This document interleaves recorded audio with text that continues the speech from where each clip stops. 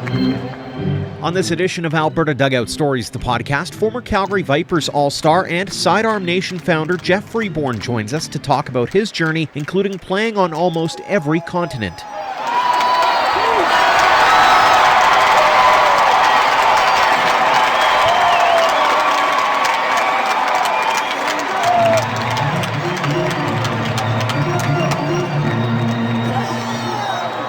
Welcome to episode 120 of Alberta Dugout Stories, the podcast. I'm Joe McFarland. We've had a lot of fun over the last few episodes, bringing you more in-depth conversations with those who've turned baseball into their livelihoods, and this week is no exception.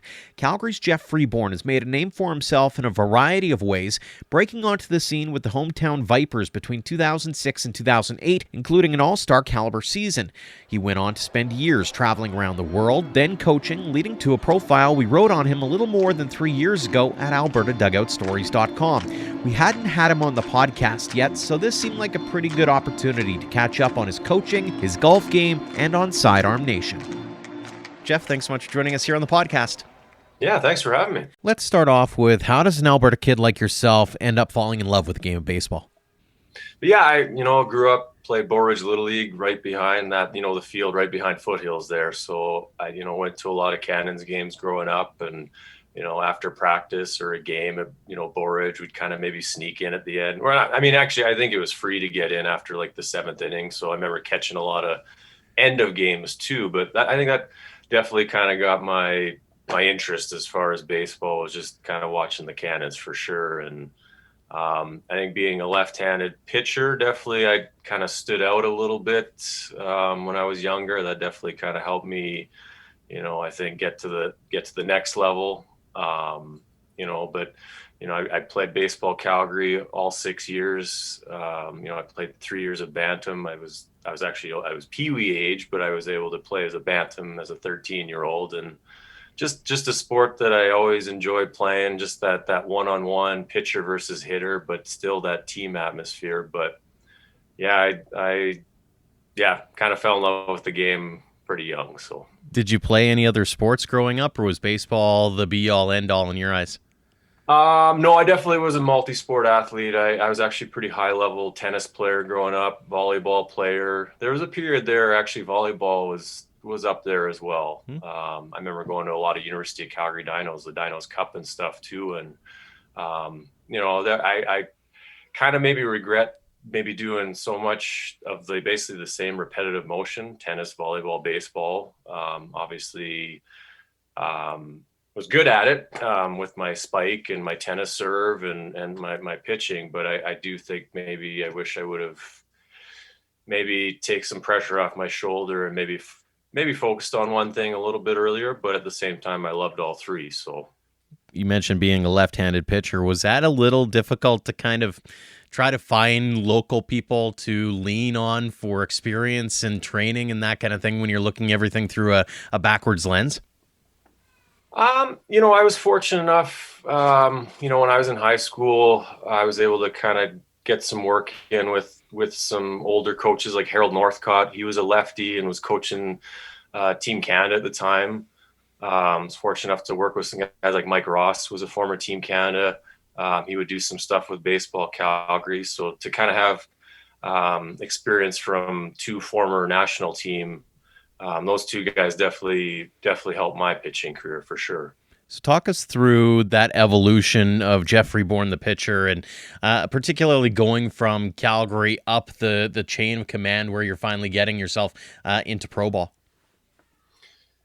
Yeah, it was a long journey. I was a very good 16-year-old. I kind of definitely stood out. I was getting up to like 85, 86 and talking to a lot of major league teams at that age. And as a 17-year-old, I tore the tendon in my middle finger, my pitching hand, my left hand and middle finger. I wish it could have been any other finger, but which is actually your most important finger, dunking a basketball.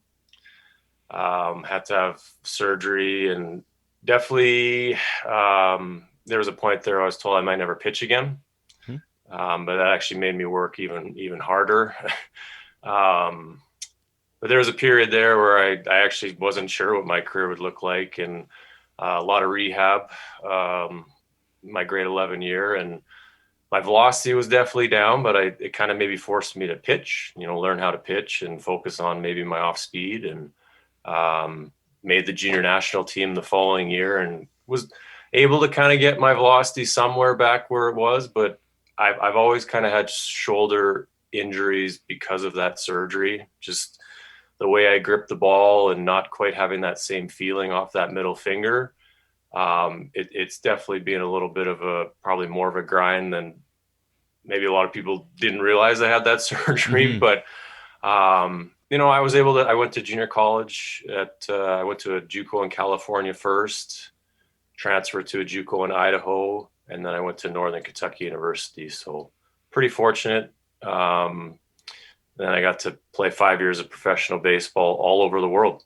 Got to play in Europe and Australia, Colombia, and 3 years with the Calgary Vipers. My hometown was pretty special. So let's talk about that hometown thing first off. And I'm sure there has to be a lot of memories. What was it like, though, from your perspective? As you mentioned, you grew up playing ball, watching ball there, and then you actually get to play pro ball in that same barn. What was that like?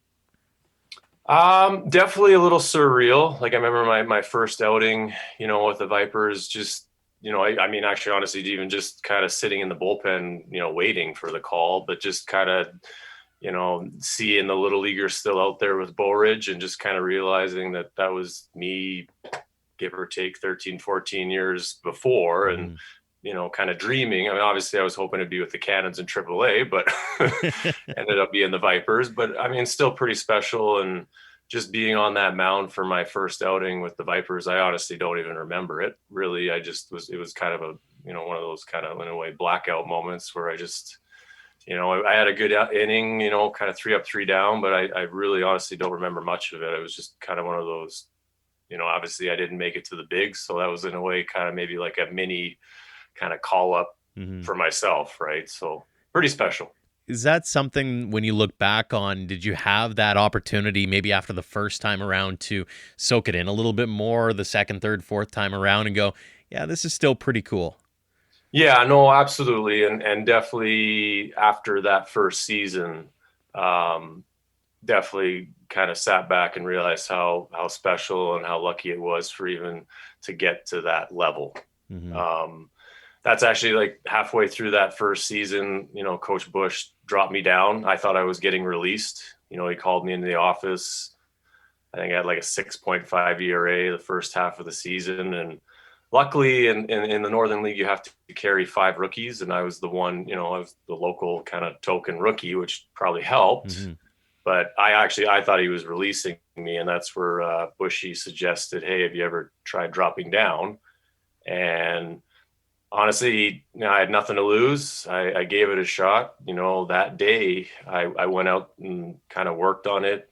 John Huizinga, the closer at the time, he was a sidearm guy and kind of showed me a couple things, and hopped on the mound that same day and kind of had some instant success with it. That, Bushy threw me in the game that day, and probably not the norm, but I had a 3 up, 3 down outing and got my first ever professional win when I thought I was getting released that same day. So it was a crazy 12 hours for me there. And honestly, I kind of went from there, and the next year I was a Northern League All-Star. So it was a pretty special moment. How difficult was that, making that transition? Even though you had that early success, it's not something that you would naturally feel like feels good, right? So I'm curious how it played into your mindset as you went forward, and how you managed to overcome maybe some of that mental strain that you probably had to go through.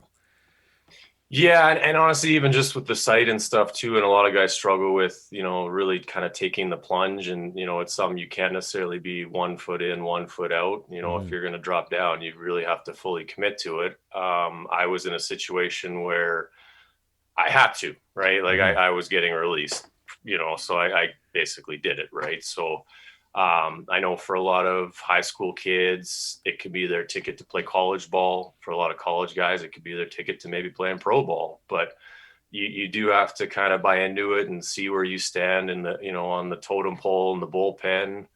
Obviously if I had a 1.5 ERA, I could maybe, or, if I'm dropping down a guy with a with success and a 1.5 ERA, you're not going to touch a guy like that. But if, I kind of a realist and was able to kind of see I wasn't going to be pitching much. So I bought into it. And I think it definitely helped that I was a multi-sport athlete, though. I've always kind of known my body and different, doing different sports and different activities. So I think I was able to pick up on it a little bit quicker than others, but that's where I do believe in being a multi-sport athlete can help. You and I grew up kind of in the same era, and so I'm curious, looking back on the Mark Eichhorns, the Dennis Eckersleys of the world, did that kind of help you out a little bit and go, okay, I can kind of get the body movements down a little bit better? I mean, I remember even watching Chad Bradford pitch for the Cannons. And I mean, it's funny looking back at it, though. I remember watching a pitch and I'm like, there's no way I would ever pitch like that. I just, I was having success in college and, like I said, made the junior national team, in grade 12. And it never even crossed my mind. And I remember definitely watching Mark Eichhorn and some of those guys. And it never even crossed my mind that I would be pitching like that. So I remember seeing some of those guys though in the back of my head. And as soon as I was asked to make the transition, I definitely did as much research as I could and watching YouTube video on those guys and just trying to learn as much about it as I could. Well, and obviously it worked out well for you. Like you've said, you managed to create a pretty good career out of the deal because you ended up getting to travel around the world. What was it like being able to play a sport and also get to see places that you probably wouldn't have gotten a chance to see had you not been playing ball? I mean, very fortunate. I wasn't able to make the Canadian senior national team, obviously in college, but that's where I remember like Greg Hamilton, talking to me about with my dad being born in England, I could qualify for a British passport. So I ended up playing on the British national team for 8 years. And that's kind of where the European route came from. But yeah, getting to see how baseball's played in different continents and different styles, European, Asia and Australia and Colombia. And, I just need to go to Antarctica now and check that one off. But hey, you know what? You're pretty much there in Alberta right now. Yeah, I'm in training right now. So I was going to ask, when it comes to the different cultures, I think that's maybe one of the more understated pieces about how everybody kind of plays a different style of game. Can you expand on that a little bit more and how, whether you're in Colombia or in England or in Canada, there is a little bit of a different style? Yeah, no, absolutely. And like even, obviously the Latin American style, like they're passionate because it's their way to almost get off the island. And even, just in Colombia, the guys playing in the Colombia Winter League, like for them, those 3 months, the money they make there, I mean, it's pretty decent money for them. And, so they're passionate, they work hard, their fans are passionate. If you have a bad outing, they'll let you know. And they did. And then obviously Europe, they're a little bit behind. I mean, it's coming over there though. I mean, there's some guys that they start late. There's some guys that didn't start till they were 15 and 16, but they're on the WBC, national team, when they're 21, 22, and some guys that could definitely play college baseball over in North America. But the fans that are involved with baseball, they're definitely passionate in Europe. And even Australia, they're kind of on the same par, I find, with Canada on the international scene, and they just seem to be kind of on the same level. And they definitely, they like to party in Australia. But yeah, and even just Asia, I played in an international tournament in Hong Kong, and just seeing that style, and played against Japan a few times, even just with the Cider Nation teams that I put together. They're very disciplined. They have a lot of respect for the game, respect for the baseball field. Even a couple of the Japanese guys that I played with on the Vipers, they'd always bow before they got on the field and bow when they left. So just seeing that part of it too, there's a lot of respect in the game, definitely in Asia for sure. Talk a little bit about some of the culture shocks that you personally went through as you went to the different places. What maybe took you by surprise as you landed from place to place? Colombia was definitely a little bit of a culture shock. Just, as soon as I arrived off the plane, there was like a media group of 10 people, wanting to get to know who I was. And, from that standpoint, it was just something I wasn't quite used to. But the fan base over there that was definitely a cultural shock for me. Just how passionate they are. I think even just in North America, fans are, they're obviously watching the game, but it just, they're not necessarily maybe in it all 9 innings. Mm-hmm. But in Colombia, they're watching, they're getting their money's worth. They're watching the whole game from from the first inning all the way to the ninth. But in Colombia, I blew the save my first outing. It wasn't necessarily my best outing, maybe some nerves, obviously, but and then I threw well though. My next 9 outings, I think I almost went like 9 innings. I didn't give up a hit, Mm-hmm. and I was throwing really well. But it's almost like they couldn't forget that first outing where I blew the save. So I kind of maybe shot myself in the foot at the beginning, but yeah, Australia. It was definitely a bit of a it was an interesting team that I played with. They only won one game in 5 years, so I kind of went there and was able, like, we went 6-30 that season. And I think I went like 6-10 or whatever pitching wise, or 5-10. And but for them, like, that was almost like I was kind of Randy Johnson in a way. It was kind of special to kind of help that team win 6 games. And like I said, only winning like one game in 5 years, kind of cool to be able to help them at least climb the ladder a little bit, I guess. But Talk a little bit about the just living, whether it be the food, the travel. That had to have been an interesting side note in all of that as well. yeah, no, I've definitely eaten my fair share of different food. Colombia was kind of, chicken and rice every day, and Australia getting to eat kangaroo burgers, and, obviously Europe, some of the fine food they have over there. And, some of the stuff I eat in France, cow tongue. And so it's definitely stuff I wouldn't eat again, but it was kind of fun to try it, frog's legs and stuff like that. But yeah, definitely cool to just experience different cultural food, and even in Asia and some of the food they have over there. It's just hopefully it wasn't dog, but it was kind of a mystery box of meat that they give us after each game. And just, I guess we ate it, and not 100% sure what it was. So You didn't die, so that's kind of a victory all in its own. still here. So Well, you managed to live through that, obviously, and from there, you've been able to turn that into a career beyond the game. And we'll start off with the Sidearm Nation idea. Where did this come from, first off, and talk about its evolution, because it's kind of all over the place when it comes to, as you mentioned, teams, but also training and videos and podcasts. I mean, you've got it all kind of covered. yeah, honestly, after I was done playing, I actually needed a couple years off. Just some of the injuries, and for me, it was maybe a difficult decision too. Just financially tough to grind it out in the minors, and sometimes I wish maybe I would have given a couple more years, but at the same time, it was my time, and just needed a couple years off. And I actually got into long drive golf, made it to the Remax Worlds 3 times, and I honestly still don't know my golf swing. I could just hit it far. That was about it. But at the same time, baseball's always kind of been my number one love. And I don't know where I guess for Sidearm Nation, it was one of those things when I dropped down. I remember doing all the research myself and looking up guys that pitched from there and printing off articles. But there honestly wasn't too much help on the subject. So that's kind of where the idea for Sidearm Nation came from. It's definitely evolved.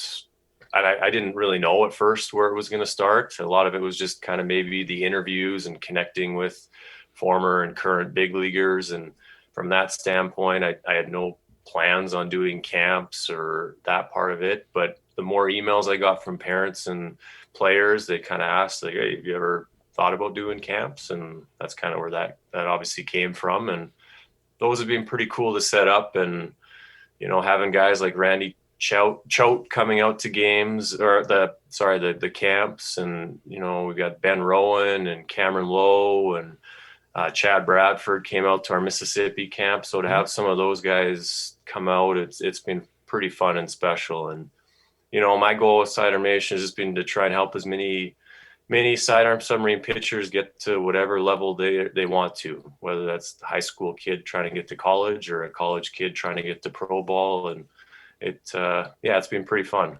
It's probably got to be really rewarding as well, especially when you see maybe kids that were in the same boat as you were, who needed to find that extra edge, and all of a sudden they find it by just dropping down.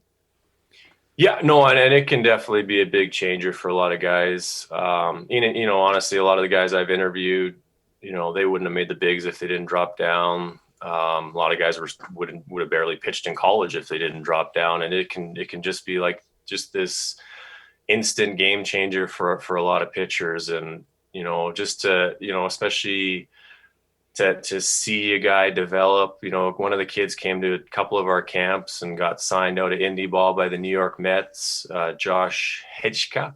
Hopefully I'm pronouncing that right. But just to see like a guy like that, come out to a couple camps, and now he's in the Met system. And Ryan Thompson, actually of the Rays, was an instructor at a North Carolina camp. And just to see him always wearing Sidearm Nation shirts and stuff and promoting it, and it's definitely pretty cool to see. Kind of a community all to itself in a sense, and so everybody kind of knows somebody who kind of passes the word along. And talk about that side of it, is being able to foster that community and watch it grow and be able to help maintain and grow it.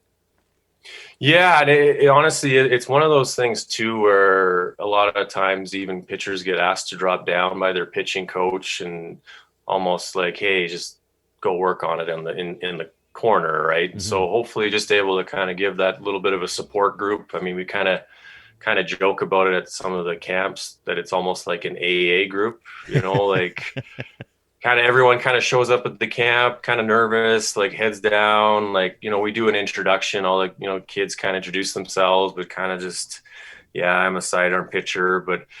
But then kind of at the end of the camp, though, you can definitely see just hopefully a little more even confidence, like seeing 20, 25 other sidearm submarine pitchers, and seeing the former big leaguers that have come out to work with them. And yeah, to kind of have just this community where they can almost hopefully communicate with each other too, and see other guys pitching from there, and hopefully just give them some confidence.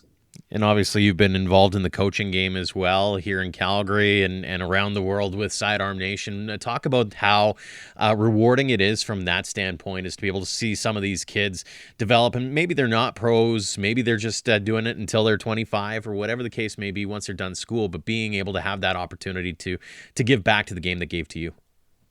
Yeah, it's kind of been a weird situation for me coaching wise in Calgary. Like I started with the Coyotes program, so it's kind of more based for 12 and under training. And I guess kind of in a way, when I started 7 or 8 years ago, kind of getting back into coaching, I kind of just kept climbing the ladder a little bit. And I started doing some Babe Ruth stuff, which is a little more kind of, 18 and under, but it was a lot of those same kids that I coached in Coyotes, and then ended up kind of being the head coach at the University of Calgary for a couple of years. And it was some of those same kids that I kind of just kept coaching with. And even now I'm coaching a 21U kind of collegiate summer team that we put together in the men's league in the FNBA, but it's kind of the same thing. It's a lot of those same kids that I've kind of just followed. And so from that standpoint, it's kind of cool. Even honestly, just to see some of the kids that I've coached, and even if they move down onto the States and stuff, a lot of guys just to kind of follow them and see where they're at in their college career. It's pretty cool to see. How different is it from your perspective to see the game the way it is now versus the way it was back when you were growing up, and what the game is like? How has it evolved, and especially from an Alberta perspective? Yeah, I mean, it's good and bad. I mean, sometimes even where I feel like the game's almost going, I mean, and I'm now kind of scouting with the Orioles and learning that side of it, but where it just seems to be all about velocity, right? And like, and from a pitching standpoint, I feel like that's where maybe the art of pitching is sometimes gets lost a little bit right now. And at the same time, though, I'm kind of jealous of some of these kids, like just the access they have to online training and even weightlifting. I didn't start lifting till my first year of college. Guys are hopefully, the guys are doing it a lot earlier now, right? Mm-hmm. And definitely, the access that the kids have to some knowledge, good and bad. Sometimes there's too much maybe information on YouTube, but definitely maybe jealous of a lot of the opportunities that guys can have now. So And obviously, you mentioned the pitching, the art of pitching, and I was curious about that because I've heard that from different athletes. Even is that they knew that they could be a fireballer. They were throwing 85 at 16. But they never really understood the art of being able to pitch. I look at a guy like Jack Morris as an example from way back when. He's a guy that didn't overpower you by any stretch, but was able to place the ball wherever he wanted. And how much of a challenge is that to change the mindset of a young player? And do you think that that's changing a little bit today? Talk a little bit about that side of what's happening in the pitching world. Yeah, I guess it's kind of that combination of, are you a pitcher or are you a thrower, Mm-hmm. right? I mean, it's tricky. Like there's guys like the throwers, they end up maybe getting more looks. It's easy to maybe draft a guy that's throwing 95, but whether he turns into a pitcher, that's a different story. A good example maybe is, Mike Soroka. Mm-hmm. He's obviously, you watch him, he's a pitcher, but if he really wanted to, I can guarantee he can let some go. And I bet you he could, let it go and touch 98, 99. You never know if he was maybe a closer, 100, right? But he goes up there kind of 92, 93, good sink, 3-4 solid pitches, and just knows how to pitch and get hitters out. Obviously at the younger age group, it's just, I think a lot of guys get stuck in kind of strikeouts. And I was the same way. I had a bad habit of wanting to strikeouts, getting, I had 14 strikeouts in 7 innings, but I also threw 140 pitches. And I think trying to teach younger pitchers, if you can get out of the inning in, less than 10 pitches and save your arm, you're going to hopefully have a little bit longer of a career too, hopefully. Mm-hmm. And just maybe take that wear and tear off your arm, trusting your defense.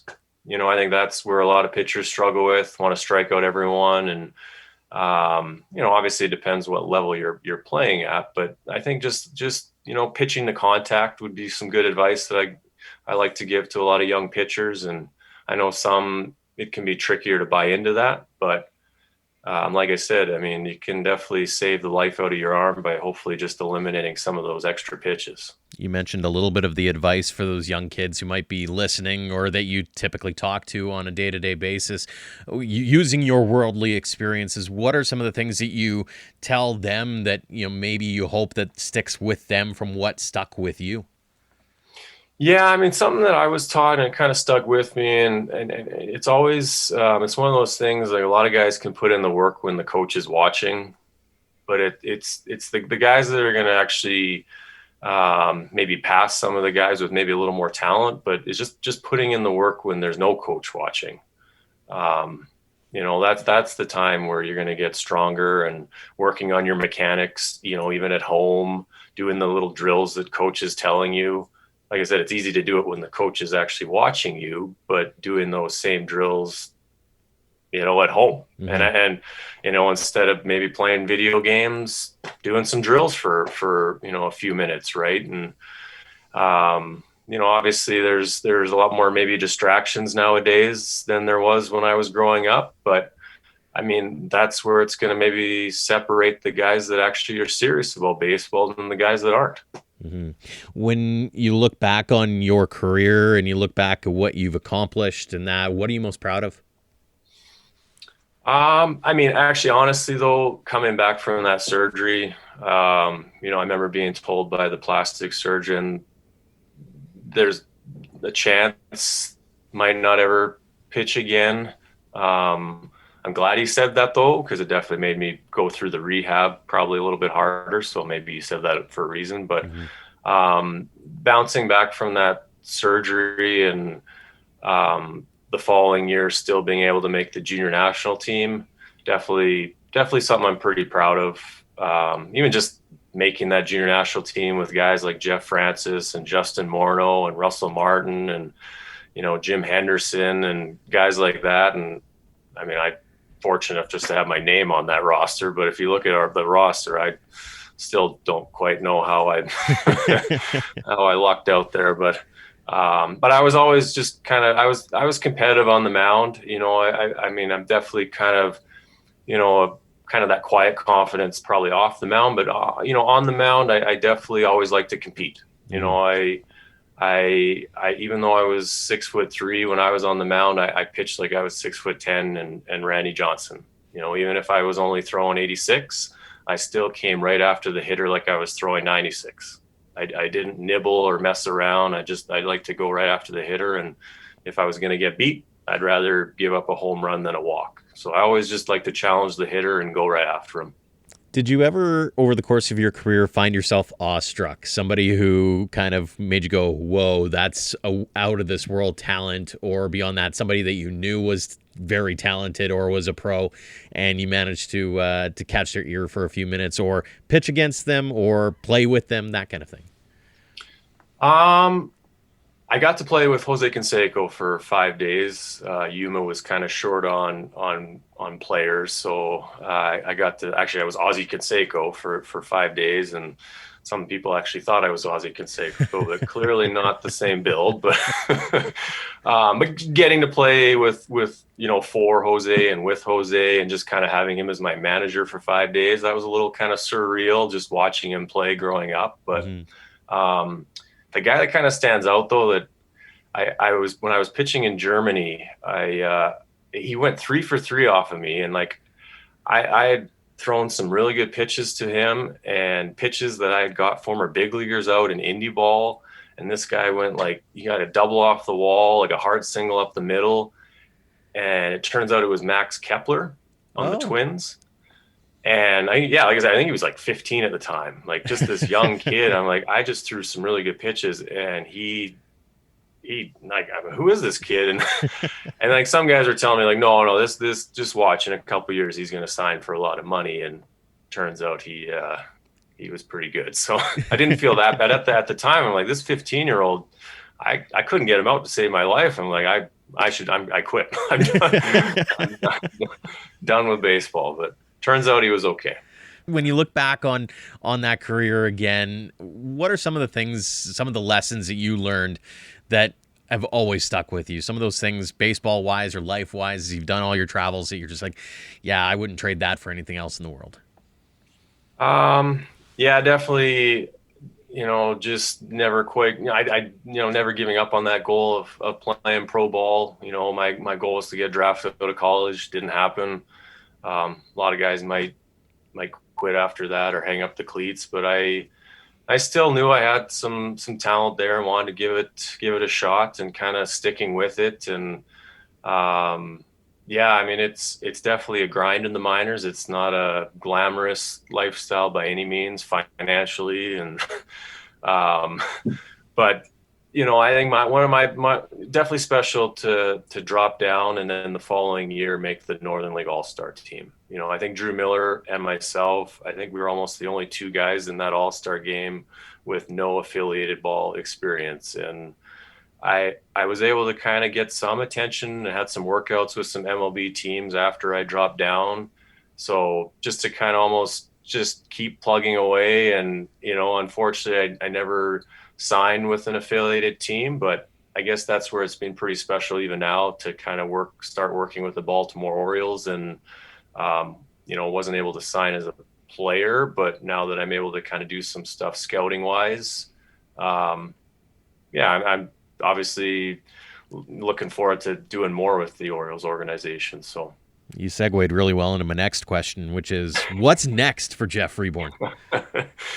I mean, with Sidearm Nation, I was trying to maybe balance and do too much with the University of Calgary as well. And I guess I was hoping last season, we were going to we had a pretty solid team and going to have maybe the first winning season in UFC history and maybe ride off into the sunset, but didn't happen, unfortunately. But Sidearm Nation's obviously kind of been my passion. It's my baby, and wanted to do more stuff with Sidearm Nation, and started my own podcast, and it's been fun to just a fun different way to get interviews and connect with different players, and just release kind of a video ebook that's kind of been a couple years in the making. And maybe in a month or so here, going to be kind of it's a little more online community for Sidearm Nation as well. So it's just a few projects that I just didn't quite have time in the past. So I'm looking forward to actually finally doing them. We're looking forward to seeing them. Final question. You've probably heard it being asked a million times before and maybe given some thought already to it. What does the game of baseball mean to Geoff Freeborn? Yeah, I mean, for me, like anytime I hop on the mound, not that it happens very much anymore. The odd time I'll hop on still, but it's almost like feeling like you're a kid again. And in a weird way with baseball, I mean, pretty fortunate, being able to do it full time, and doesn't necessarily feel like work. Mm-hmm. But yeah, it honestly just still being, I mean, I guess I just turned 40 last week, but I think overall I still feel pretty young because of the game of baseball. Geoff, appreciate your time. Thanks so much for sharing some of your stories, and all the best as we head towards the summer that maybe is a little bit warmer than it is right now. No, thanks for having me. Stay warm. Thanks again to Geoff Freeborn for joining us this week, and as always, thanks to all of you for downloading and listening. If you haven't already, do us a huge favor and leave us a rating and review on your podcast provider of choice. Those actions help spread the word about what we're up to. Until next time, thanks for all of your support, no matter the platform of Alberta Dugout Stories.